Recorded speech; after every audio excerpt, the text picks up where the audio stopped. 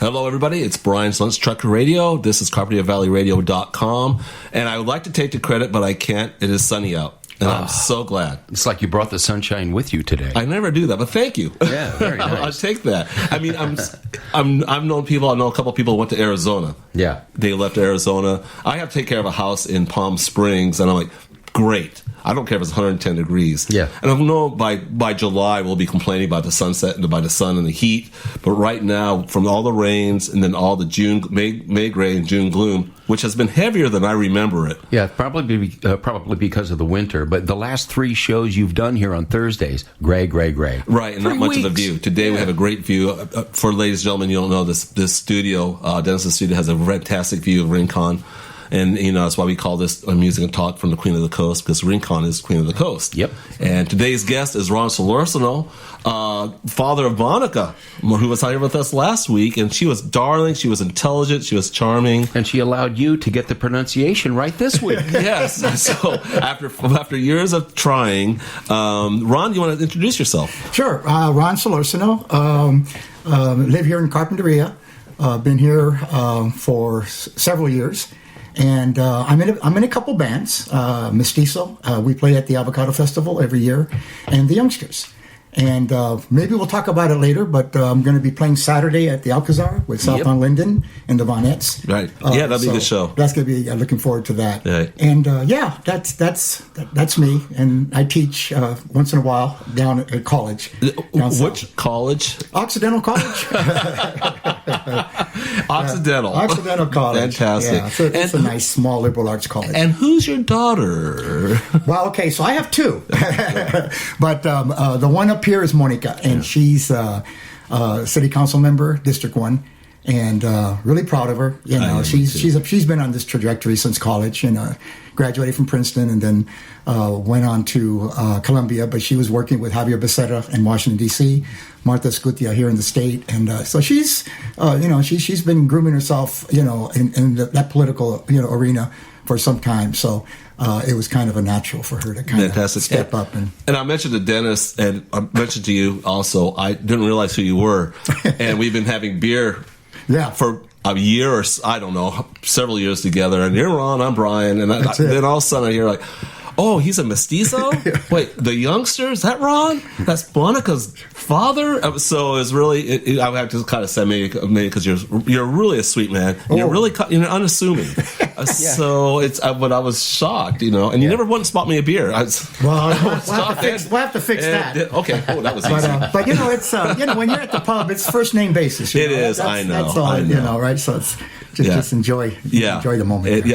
Agree with you wholeheartedly. And of course, we're going to have you play later on. You brought his guitar, and you are a great guitarist. You're a very good musician, and we'll just have a little Wait till you hear the band he's in. Oh my God, Mestizo! Really fantastic stuff. Yeah, I was coming up. We played Mestizo when your daughter was here. She played, right. And man, you have quite the repertoire. The band has a really nice catalog of music. Thank you. It's a long story that we've been playing for over 40 years, but the one thing we wanted to do was to write original numbers, right? And and with all of the influences we had musically with the salseros and the Eastern Coast and R&B, yes. And the mariachis, the cumbias, all that kind of influence what we wrote. So I want to start off today. Now, Aaron Neville. The Neville Brothers. Yes. And Linda Ronstadt. Mm-hmm. And I did this, I thought you'd like. I really like it. And it's their live 1990. It says, Don't Know Much. It's their duet. And I thought we'd start off with that. Then we'll play the Mestizos' My Baby Girl. Okay. And and then we'll come back to Gab and Jab and a little music. And we'll take it from there. Carpenter Valley Radio. Hey, this is Bryan's Lunch Truck Radio. Please, Dennis, start it off. That's great. Hey, guys, we're back. Welcome back. We're with Ron Solorzano. I think this is going to be a giggle fest. Well, it tends to be that way most weeks. I know. We are a mixture. I'm a mestizo, but also our influences. So we've been influenced by R&B, We've been influenced by mariachis, cumbias, and the Beatles. Yeah. Neil Young, as you'll hear later. Yeah, right. All of the rock and rollers in the 60s and 70s. We grew up with that. And that's part of our culture. Isn't that kind of the beauty of what you're doing, the music you have? And actually, I think the beauty of this area. And when I say this area, I mean Los Angeles, because there's such a mix in Los Angeles.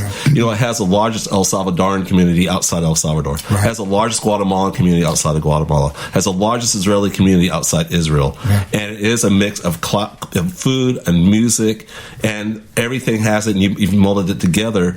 And on that, how long has Mestizo been together? Okay, this is really crazy, because the people ask, well, when did you start? But we've been together about 43 years. Wow. Yeah. We've been together a long time, and we have a couple of close to original members still in the band, but over time, as musicians out there listening will know, sometimes the musicians come and go. Yeah. Right? And so you have to always be recruiting and always have, folks waiting to join the band, or at least play with the band, so you can keep jamming, right? Right. Well, I know Montebello is a ways away from here. Hawthorne is a ways away. I was just there, 102 miles away, one way. What brought you up? How did you end up in Carpinteria? Oh, okay. Well, again, this story is probably a story that a lot of folks share. My parents brought us camping here. Okay, yes. And, when you mentioned the pub. At the pub, you'll hear this story all the time, right? Well, how'd you get here? That kind of thing. And that's what happened. We came here camping. And interestingly enough, Carpinteria was our second choice because we really wanted to go camping in Refugio. Because Refugio Beach is out, way out there's not an Albertsons down the block, No. It's camping. It's camping. So once you're there, if you forgot something, tough, make do, So Carp was always kind of like, oh man, there's a store there. There are Chewy's for margaritas back in the day. Dennis, that goes back a ways. Dennis, it was old school glamping. Yeah.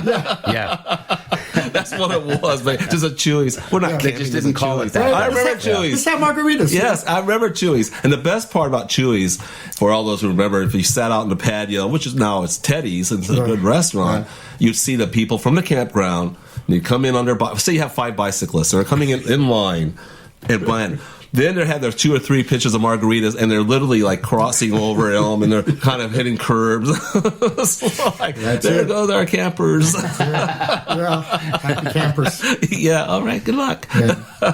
Yeah, no, so that was it, and then so we started bringing our kids. Yeah. And again, it was kind of interesting, ironic, right, that we bring our children here, and they kind of wanted to stay home with their friends. Right, so we kind of were they teenagers at the time? Yeah, early teenagers, and so because we bought a condo here back in 1995. Nice. And so we would come on weekends, or I would come during the weekends because my job, gave me some flexibility. And so it's ironic now that they were kind of like, oh gosh, we're going to go up there again, and well, can we bring our friends? That whole thing.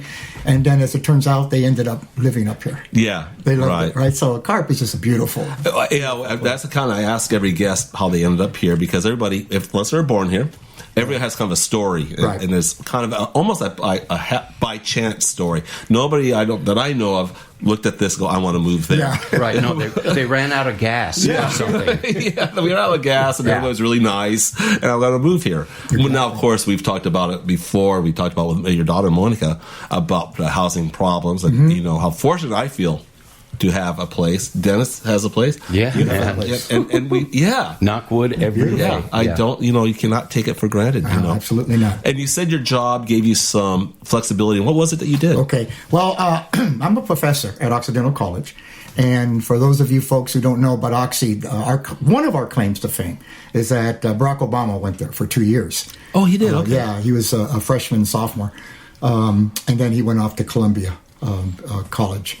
But and so I've been teaching for 27 years. Wow. Which is kind of like, whoa, the years add up. Yes. And what do you teach? I teach in the education department. So I teach education policy. In the fall, I taught Chicano education class. And I teach policy in education. So you teach how to teach. Well, that we also have we used to have a credential program down there. We don't have it now, but we still teach courses for students who want to become teachers, right. But also for students who want to advocate, right? Who work in the community and advocate for, equity in schools and so forth. Again, it would probably be another program that we would talk about all this because it's really, but talking about the educational system and the inequalities in the educational system as it pertains to Latinos, Chicanos, Black, and Native Americans, so forth and so on. Segregation, inequality, like I said, those are all topics that kind of percolate in the education policy classes that I teach. Is it similar to what Antioch has through their master's program of teaching and even their doctorate? Where you can, you are a teacher and you just want to advance on, or do you get somebody straight out of, say, high school and they want to become a teacher and you take them from that level? Yeah, well, we don't, like I said, we don't have a credential program, so they would come in from high school and they, hopefully they'll have a major at Occidental College pretty soon. But they'll take courses in education and it'll resonate with them, right? And they'll say, I want to be involved in educational social justice reform. And, of course, I don't think I need to tell everybody that, it's very, very controversial when you start talking about the inequalities in education, vis-a-vis critical race theory, and that has been banned in certain states. Certain issues that we talk about is, again, they're controversial in the sense that, folks don't understand a lot of what it really means. But then for a lot of the students, and I give Occidental College a lot of credit, when they bring in, they try to recruit as many students of color as they can.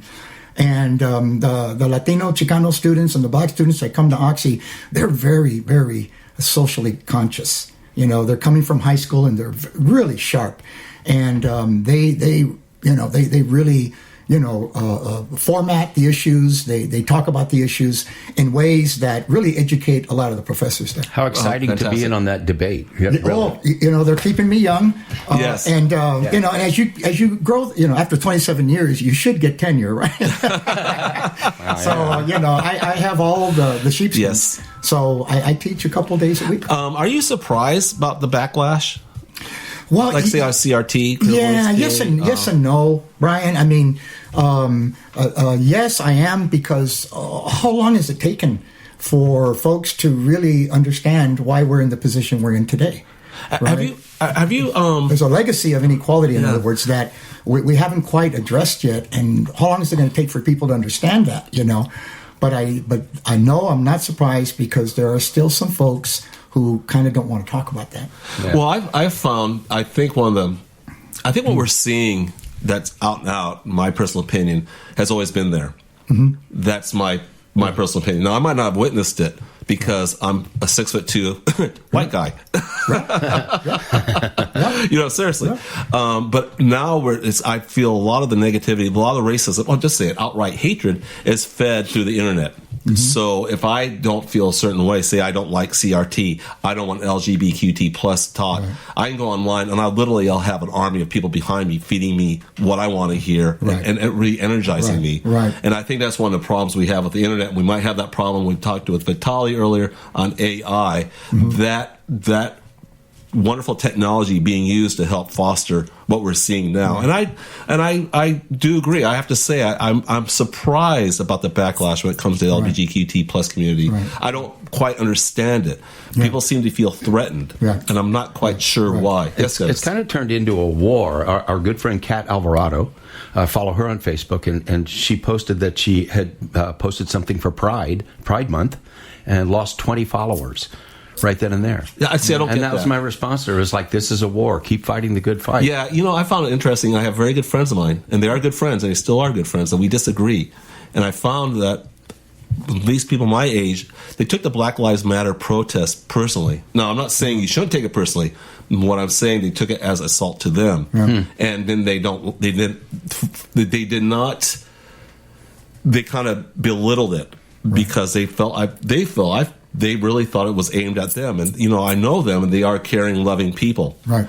But they also felt that this was what is that? I think they're surprised is it that bad? Maybe they don't want to face the fact that racism is that bad. Yeah, the numbers don't lie. Right. I'm sorry, but and by the way, Black Lives Matter was an international movement. Right. It's still a movement everywhere from America, Australia, Britain, New Guinea.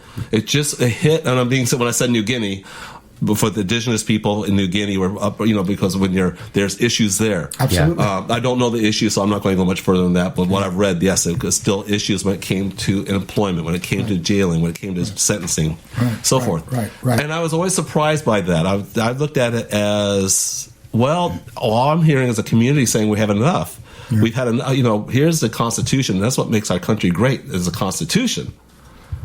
And the promise of that. And all these people are asking, all our fellow Americans are asking of gender equality, accept me for who I am, and maybe not shoot me. Yeah, maybe not.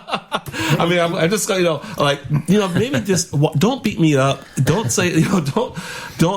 Right. God, can I be? I'm an American too. Right. And one of the wonderful things about this country should be that you should be able to protest. This is what it's about. That's freedom of speech. Yeah, that is a freedom of speech, and we had a large uprising, and it was a large uprising and a necessary uprising, and it brought out what you're doing is taking that and you're having with your school and your students, learning how to work within the system to change it for the better.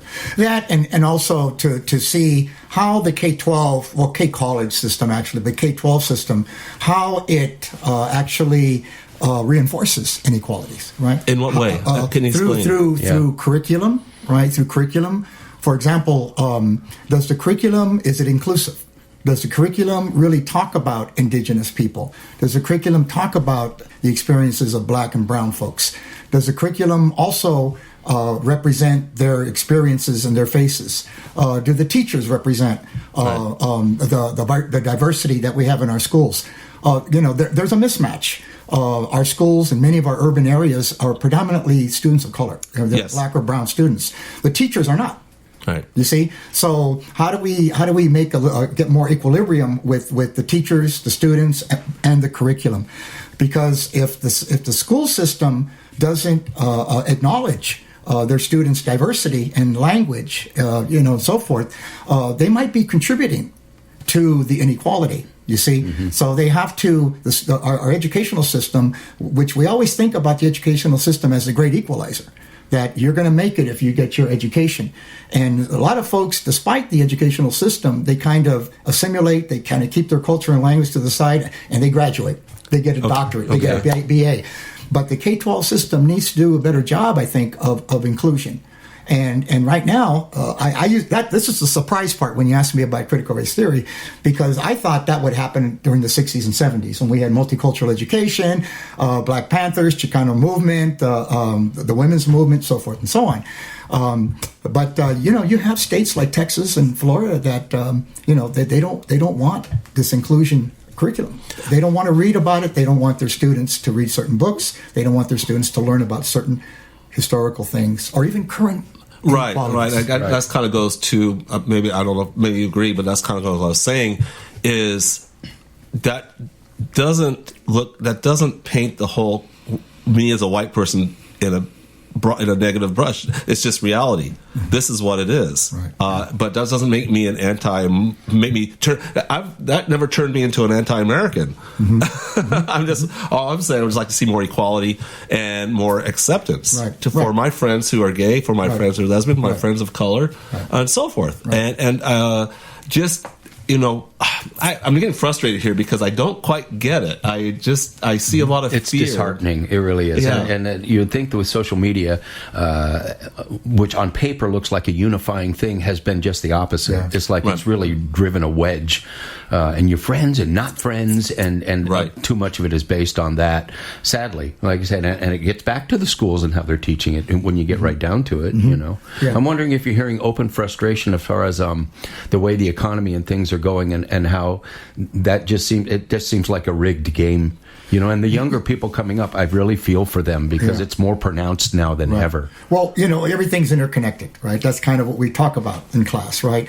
It's that it's not just race, it's economics, right? Who's getting jobs? What kinds of jobs are they getting? Mm-hmm. It's political in terms of do you have representation? The Supreme Court, I guess yesterday, ruled I think it was in South Carolina, redistricting case. This is Alabama. Alabama. Yeah. Alabama. Thank you. Yep. Thank you. Because there is a I think there's a North Carolina and there's North. involved. But anyway, long story short, I mean, they're disenfranchising the black population there. And surprisingly, the Supreme Court 5-4 decision said, you know what, you can't draw districts like that.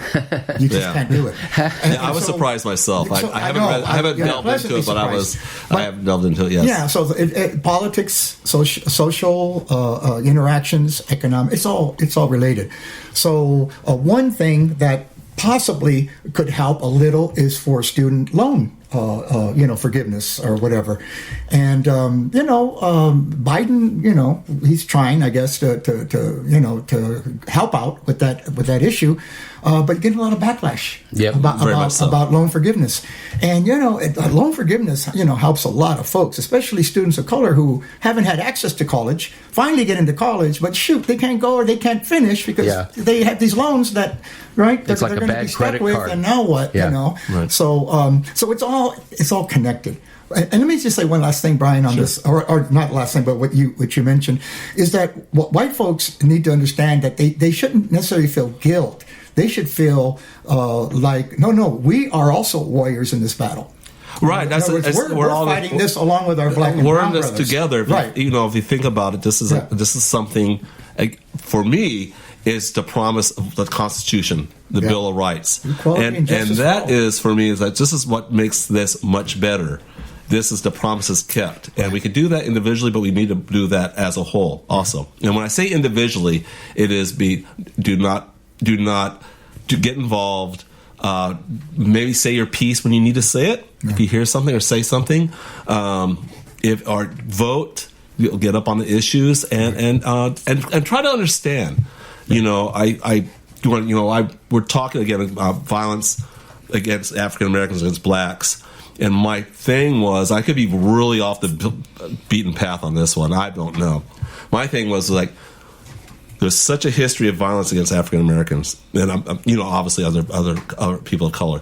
But we're going to use that as an example. Mm-hmm. Such a history. So when a black man is shot by a policeman, or like in Georgia in 2020 by the two white people who shot the jogger, it's not individual. It affects everybody in that community. It affects us too, but it affects everybody in that community because the history has never ended. There wasn't like there was a period where that ever stopped. Right. You had generations of nothing. It's been going on and on and on. Yeah. And I asked a friend of mine, I go, when you hear about a woman like in India being raped and murdered, how does that make you feel? And what she told me, and this is where I got my kind of theory, was that she feels that. She understands that. Because she has to live her life as a woman, so that means watching where she goes, watching who's around her, watching where the lights are, watching all this stuff that we, again, as a white individual, I don't do that. Mm-hmm. And it becomes very tiring. And that's kind of where we're at. That's why it takes our responsibility to be part of the change on that level. Or even males don't have to deal with that. Yeah, right. Even males don't have to deal with that. Yeah. Well, let's take a break from this. I thought we were going to have this easygoing talk about beer conversation. I apologize. I hope I didn't offend anybody out there. I'm not doing that but it is radio. It's live, baby. Yeah, it's live. So our next song is My Corazon. Okay. Correct? Did I say that correctly? My Corazon. And tell us about that. Okay, so My Corazon is a song that I wrote for my other daughter, Monica. She's the first. And a lot of my Latino friends say, shouldn't it be Mi Corazon? Right, yeah. Right? But I did My Corazon on purpose because, like I said, we're mestizos, we're Chicanos, and my daughter's growing up. It was kind of, how can you say, not necessarily a simulationist, but it's kind of like that represents the two cultures. Corazon represents Mexican culture, and My represents the United States culture. So My Corazon, and the song's, in English. And what does that mean? What is My Corazon? My Corazon is that it's like my heart. Yeah. In some way, but you use corazon as my love, my sweetheart, Right. A lot of people use it in a lot of different ways. And so I wrote that number for her, and she got married here at the Lions. The Lions, right? Yeah, the Lions right there on Foothill. Yeah, off of Foothill. Beautiful wedding, and I debuted it there. Are you a member of the Lions? No, I'm not. Yeah, I was asked to be, and the recruiting was kind of, and the Lions do a lot of good, and so does Rotary. And part of the recruiting, and I didn't join, was, we have an open bar on Thursdays. And you said no? And I was thinking, there's no way I can have a drink or two and drive Foothill at night. Right. I was like, I'm done. I'm okay. Yeah. No, I'm an Aliso Lion, though. Yes. Oh, yes. Of Aliso course. Elementary. Yes. Of course. Right. Of course you are. Yeah, my granddaughter's went there. Dennis, want to get it? My Colors On. We'll play that. Got it. Thank you. And then, of course, before we start that, after we're going to play that, and Eso Se Baila? Eso Se Baila Así. Yeah. Eso Se Baila Así. That's the way you dance. Right. And we'll play those two, and then we'll come back, chit-chat. Maybe not as heavy. We'll talk about beer. And I hope I done, guys. I'm sorry I went off on a tangent there. I'm great. That's what I do for a living. Go off on go off on. Those are my discussions at work. So you're socially ADD, socially active as ADD also. So we'll come back and we'll listen to some of your music. Some of you play it live. All right, let's hit it. I'm sorry. I'm laughing because Dennis is like in his corner with all the computer screens on technology, and he's doing these knobs and shit, going, "Don't mess up, go through it." It's kind of like, it's like Dr. Frankenstein. Pay no attention to that man. Bryan's Lunch Truck Radio. This is Carpinteria ValleyRadio.com. Oh, it's a beautiful day out. The sun's out. I brought my motorcycle here. That means I want to take the long way home via Ojai. Oh, you did that? Now it's going to start raining. Shut up. It's not funny. And we're with Ron Solorzano, and Ron Solorzano is the father of Monica Solorzano. Solorzano. Yes. My claim to fame. And you're opening the show tomorrow night at the Alcazar, right? Yes, Saturday. Saturday. Okay. Yeah. So South Bend Linden, give a shout out to them and Lenny and Lisa for putting this together. They're gonna be playing. They're gonna be the backup band. They're gonna play, of course, because they're a band here locally, and then they've invited the Vonettes to come and play. Audrey and Alicia and Mary. And then I was lucky enough to be asked, to play. Fantastic. So it's kind of like, oh wow, that's cool. So we have our names up there at the Alcazar Theater, and yes, you do. And so I've taken around 100 pictures of it, because my name's up there. Yes. People probably wondering, oh, that's his last name, huh? But anyway, yeah. I can't pronounce it either. Yeah, exactly. But doors open at 6:30. $15 tickets to get in. It's going to be a great show, though. The South and Linden, they've been jamming for a while. They're tight. Vonettes, of course, they're great. They're really good. Yeah, they're really good. They have a good show. Yes. Yeah. And the three of them, they're just, they sing well, they dance, they put on a good show. And Trish, of course, is going to be, she's the singer for South and Linden, and she belts it out every time they jam. And then, it's kind of like, oh, shoot, you invited me. Thank you. Oh, great. So I'm going to do about 3 or so songs, and we're going to end with Caravan, the last waltz version. All right. That'll be cool. Oh. And that's going to be a lot of fun. So that's this Saturday. Doors open at 6:30. Tickets are $15. Such a deal. It's a really good deal. And again, it's kind of supporting the Alcazar Theater. The Alcazar They've Theater been around for decades. 95 years. And it's our own homegrown theater here in Carp, and so supporting them, I think, is a really good idea. It's really nice inside. The sound is nice. It's just really cool. So anyway, the Alcazar is celebrating its 95th anniversary Friday, tomorrow. It's actually a true anniversary is last month, but due to scheduling and so forth, tomorrow is the date. So it's going to be open to public. There's going to be 1-2 Punch this weekend down on Carpinteria Avenue. Yeah, and again, the Alcazar, 95 years of continuous operation. A fantastic theater, a non-profit theater. Yeah. So, please donate, come out to the shows. And Saturday is going to be a ripping show. Yeah. I'm looking forward to it. It's going to be fun. I love that stage, a big stage, a lot of room to move. and again, good music. So, and the band Southland Linden is going to be backing me up, and also the Vinettes. So, oh, nice. Oh, that's great. Oh, it's great. Cool. Oh, fantastic. Can you explain really quickly for us who don't know what a backline is? Backline. Well, the backline, there's two definitions, I think, of a backline. Backline is when a band plays a fiesta, like the Avocado Festival. A backline means that you have the drums, the amplifiers, mics, everything set up. You just show up with your instrument. And sometimes they might even have a keyboard, for you. But band members really like backlines because of the idea that they don't have to roadie. Right. It's really, the roading is the killer for musicians.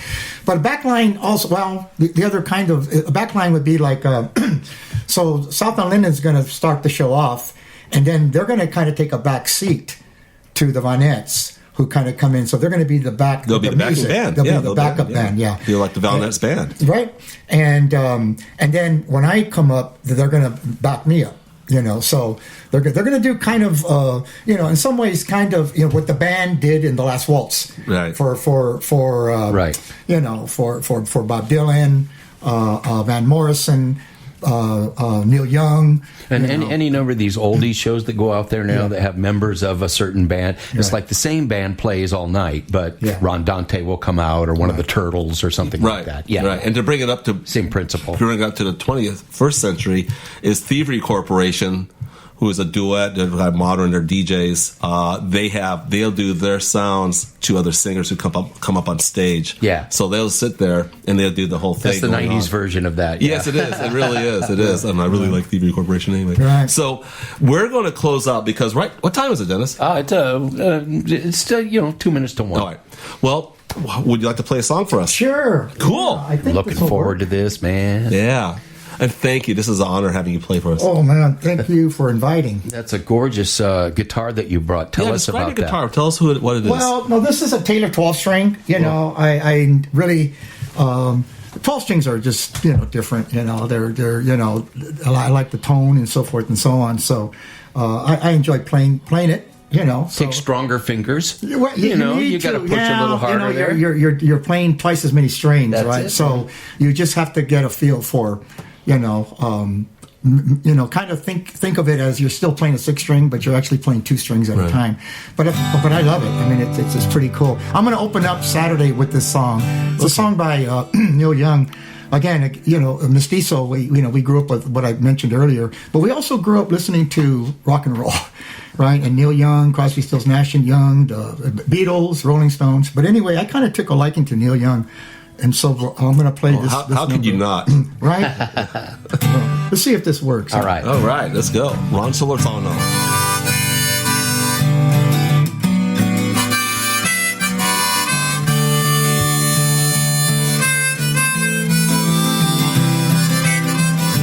Comes a time when you're drifting.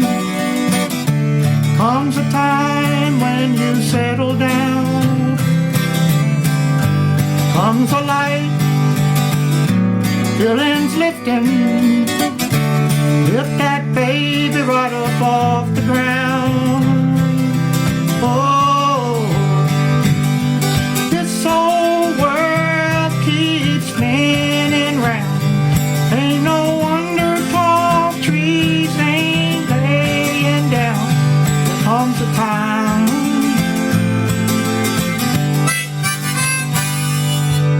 you and I, we were captured. We took our souls and we flew away. We were right, we were given. That's how we kept what we gave away. Oh, this whole world keeps spinning round. Ain't no wonder tall trees ain't laying down.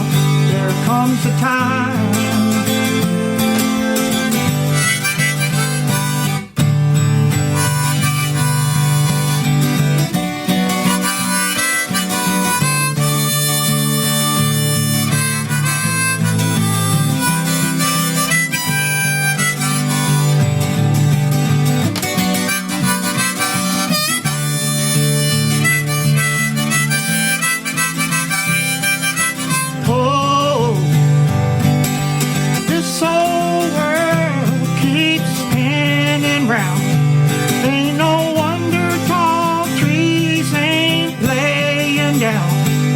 comes a time.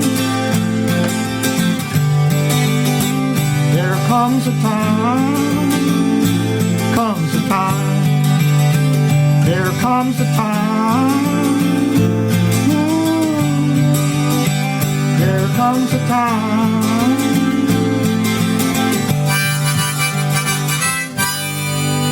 Hey, thank you, Ron. Yeah, that was really, awesome. really nice. Yeah. Thank you. And Saturday's show is going to be fantastic. I really Nicely appreciate done. that. That was Dennis was singing along, lip syncing. Had my mic turned off, of course. That was really, really good. I really, really appreciate Thank you. that. Yeah, that's Thank good. you very much. You know, earlier we were talking.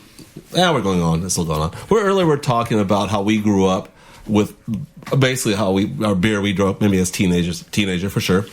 Was all the Bud Lights and the Coors Lights, Miller. And yes, the Millers, and all of a sudden we're living in Carpinteria, and Islands comes in and kind of shows us what a beer is, right. you know. And now we have Rincon, and now we have a brew lab too. Now, have we all not been so lucky to live through like the craft beer explosion and revolution that we've seen the last I'm so glad 20 you or missed 30 that. years? It's like, tell you what, man. Yeah.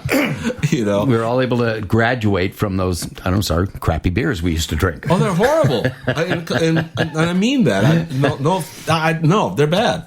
Yeah. And if you go to Dodger Stadium, they're expensive. Yeah, that's right. I mean, you know, Yeah. I'm really spending like $20 for that. Yeah. It's like, wow, that's a lot of yellow water. But a lot of people still swear by it. It's their go-to, you know. It is. Or they wouldn't still be around. I got to go back to this weird thing, the backlash to Anheuser-Busch, making a limited edition with a transgender influencer on the can. I It's really can't sad in believe it. Target as well. Other companies. It's just sad. I don't get it. But it's also people putting it out there.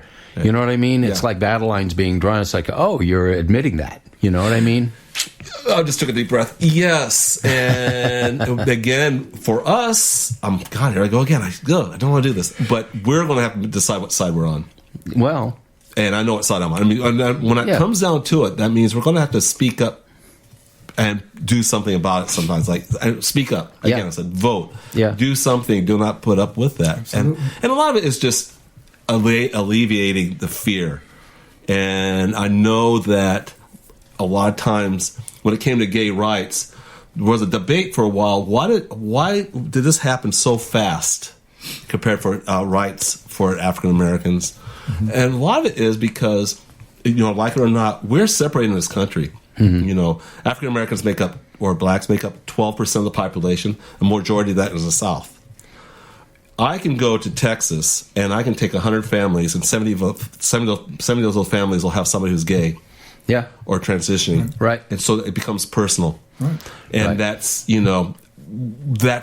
a saving grace, and that so we kind of have to make it personal in a way, and part of it is just talking like this, getting it out there and letting people know where you stand and supporting those who need support, because it takes a lot, And having It's all this. forward-thinking educators Yes, like this gentleman right here. right. Oh, thank you. No, I mean, tolerance, especially, gay issues, it does not have any race or political party, or, the Republicans are gay, Right. a lot of, so Exactly. that's one thing that kind of puts that issue out there for everyone, whatever political persuasion they are, wherever they live geographically.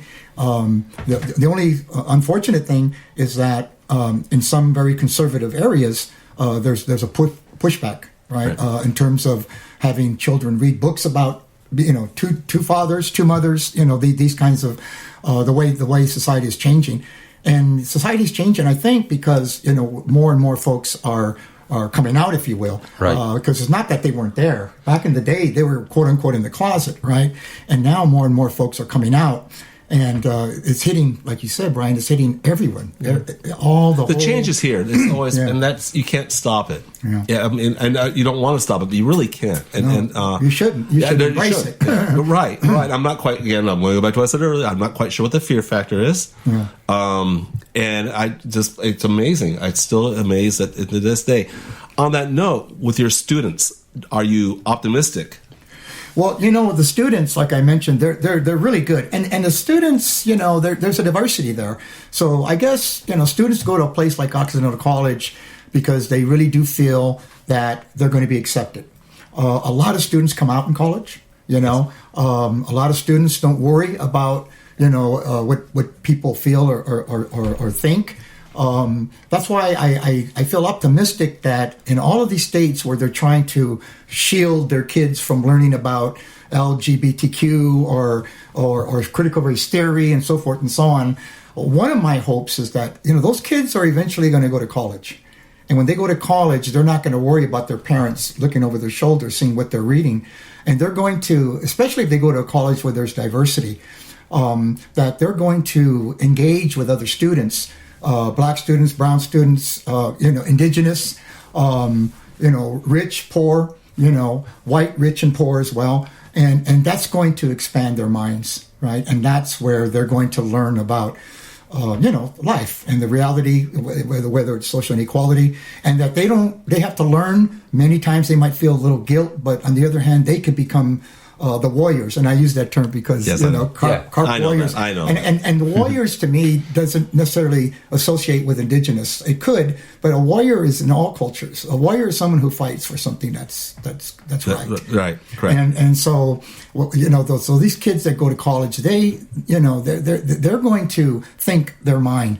And so that's kind of in some way hopeful, right? Right. That they might have come from Texas, they might have come from, or a family that, no, we're not going to talk about that. We don't talk about that in this house, that whole thing, right? That's how I was raised. When they go to college, they talk about it in the quad, they talk about it in the dorms, they talk about it in class, they talk about it, outside, inside, whatever the case may be. So I have some hope there. Yeah, I know. I'm good. Thank you. Well, now I feel better now. I was kind of bummed out there for a second.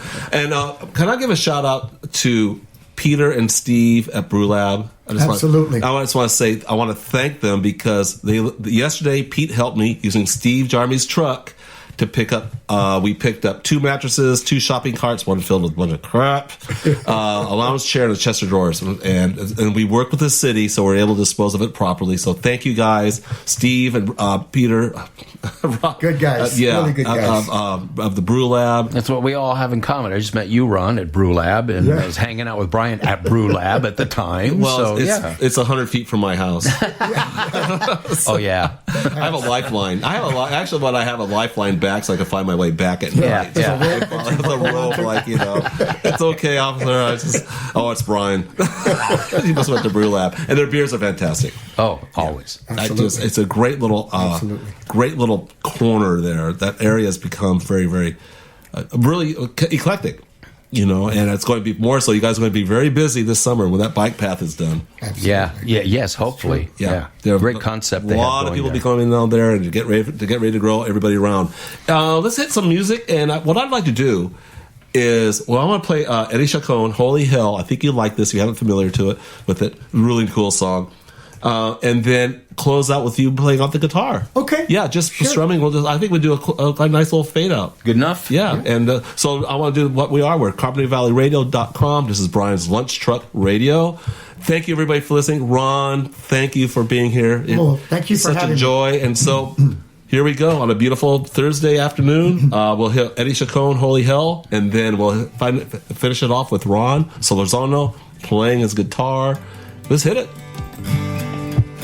De colores se visten los campos en la primavera.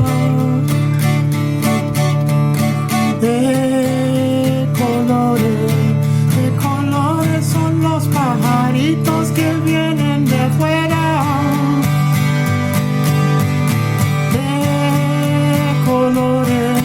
De colores es el arco iris que vemos lucir, y por eso los grandes amores de muchos colores me gustan a mí, y por eso los grandes amores de muchos colores me gustan a mí.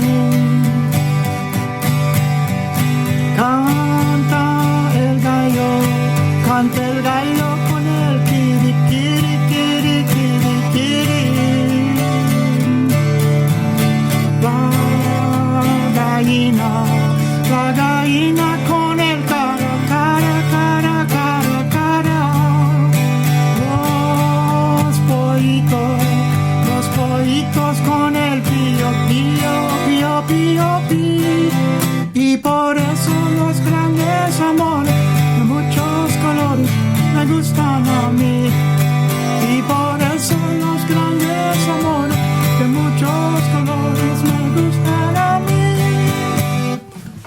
Thank you. Yay, Ron Solorzano. You please tell us that song, the history of that song, please. Oh, okay. Well, again, when I was just getting out of college, I got a teaching credential, so I taught in East Los Angeles in a bilingual program, kindergarten. And in my kindergarten class, they always used to have a piano in every kindergarten class back in those days. Really? So, yeah. They had warm milk. I'd bang on the piano, and I'd bring my guitar. And so the little 5-year-olds, I taught them this song, and they sang this song. And, this song is actually kind of the national anthem for the Cesar Chavez farm workers as well.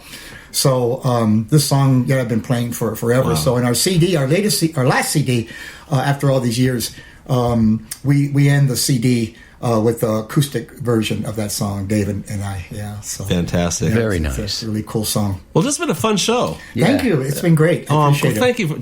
We're just honored to have you here. It's been fantastic. Everybody, get your tickets for Saturday night. $15 at South on Linden and Ron and the Vonettes. Yeah, so get your tickets now. Hope to see you all there. Yeah, and the replay of this show is tomorrow and Tuesday at 5 p.m. right here on Carpenter Valley Radio. Bryan's Truck Radio, CarpenterValleyRadio.com. Ron Solorzano, thank you so much. Thank you. In fact, you did such a good job that I've got several calls, especially from my wife. She's like, he should just take over your job, Bryan. All right, you're doing great. Keep up the good work. I appreciate you. CarpenterValleyRadio.com. Hey, I think that's our show. That's it for today. Wow. All right. Thank you. Talk to you next week, y'all.